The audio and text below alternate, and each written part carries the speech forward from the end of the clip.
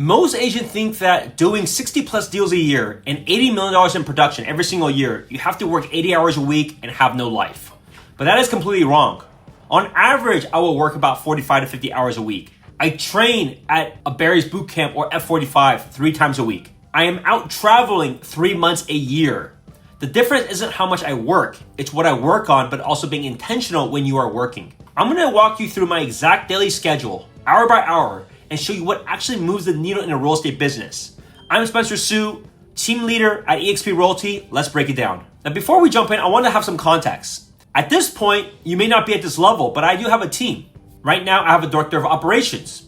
I have a marketing manager. I have a virtual TC that works in the Philippines. I have a part-time inside sales agent. I have a local showing agent that works for me on the weekends. Now, the reason why I have all these people is because at the end of the day, when you do the volume that I do, I'll be netting maybe over $1 million. Think about your dollar per hour for that. At that level, you can simply just divide it by 2. So if I make $1 million, my dollar per hour is about $500 per hour. If you're at a level that makes $100K a year, your dollar per hour is $50 an hour.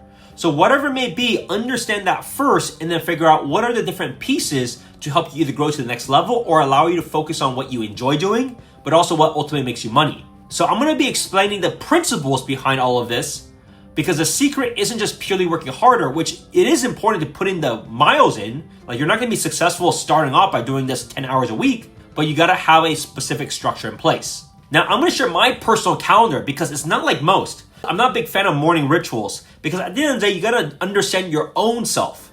But you also have to determine it. Do you work better at nights or do you work better in the early evenings? Now I don't have kids, but if you have kids, you're probably up pretty early. So maybe you're an early morning riser because you have no choice. So understand that, right? Figure that out first. The first thing and most important is that the day begins the night before. Right? So the night before, you should already know exactly on your calendar and on your task list, what are you going to be doing? Do you need to work out first in the morning? Do you need to make a couple of calls? Are there specific people you need to call? What is your call list, right? Within my CRM at Sierra Interactive, I already have this list compiled, so I have it ready to go. The first thing I do is I do check my emails and respond to whatever is urgent at that point. But I do classify it or I just leave it unread. For example, if there was a client that responded to me in the evening or in the early morning, I want to get back to them right away because I want to support them. If there is people that absolutely need something urgently, I will reply to that so they're taken care of, especially my other agents, because now I have like 6 other agents on the team. But after that, then it goes to the workout. So the beginning of my morning actually for me now is more about fitness. Now I'm not a fitness junkie, but I understand how important it is, especially from the health perspective. At the end of the day, this is a marathon, and I want to at least give my odds to be more mentally sharp, but also be stronger health-wise. So the first thing I do is, whatever it may be, whether it's running or going to the gym, or I try to get in a workout first thing first. After that, when I get back, depending on what time that may be, then I have my power hour. Now let's talk about the power hour. Who are you actually calling? I always respond to make sure everybody's responded to on my own task list of my priorities. It could be chasing people. It could be online leads. It could be anyone that is considered a hot lead. Maybe they haven't accessed the portal in a long time, but they re-engaged with the portal, with my website and wanted to do something. I use a system I call value touch. I never want to say, hey, just checking in. No one wants you to check in, but you should be adding some value. Hey, look, I saw you were interested in this property. Did you know these other properties sold nearby for this price? Would you like to go see this property? Hey, look, I found out something interesting about interest rates. Does this impact your real estate moves?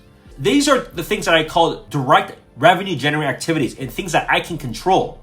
Because my ultimate goal for all of these is to either move them to giving up or move them to, hey, look, they would be a good fit to have a strategy called, let's get that in place. Because if the only thing that I did was just a few hours of this a day and did nothing else, you can easily make over $200,000 a year in this business. Because that's how important time blocking is and how few other people do it. Then in the midday, I would then go through any sort of team sync with my colleagues. I do it weekly with my director of operations, I do it weekly with my marketing manager, and I do it weekly with my team members to help them with strategy, but also help them understand different things. My goal is to see what they're doing, kind of fit out what's important in any given week or any given month, and then they're the ones that are executing upon that. Now, in the afternoon, I reserve this time for any admin or marketing kind of work. So whether it's reviewing those emails that weren't as important, whether it's creating content like this, doing these shoots, whether it's responding to some people may need approvals for, right? All of these different things are being done in the afternoons because I want to protect the mornings of just outreach and outbound. After that, then it's up to you how you want to handle it. I usually like to incorporate a few things. One, hopefully I had a few appointments set, but you never know when appointments are set these days. It could be in the late afternoon or evenings. I always want to reserve it then. But if you don't have anything going on, you can do more outreach. You can connect with people on social.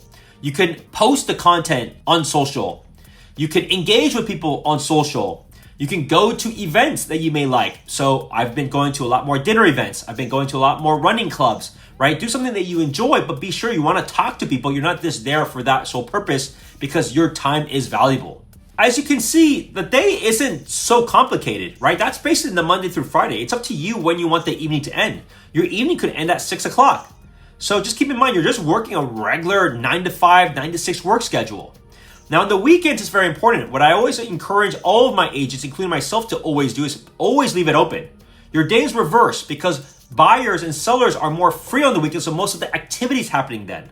So you should take that opportunity of the weekends to do showings, meet with clients, or host open houses and collect leads and opportunities. I have a video over here that talks about how I have open houses structured so that you can grow your business, as that has been a huge pillar. Because if you think about it, if they're spending their time going to the open house, they're probably thinking about doing something.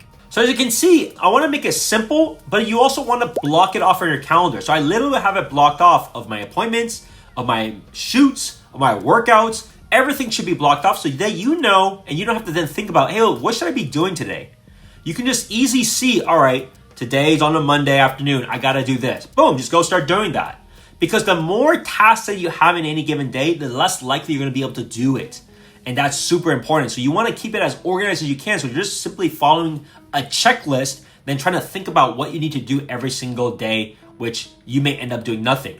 Now, if you want guidance, there's a lot of things that are not part of these things, right? Accountability, strategy, leads, scripts.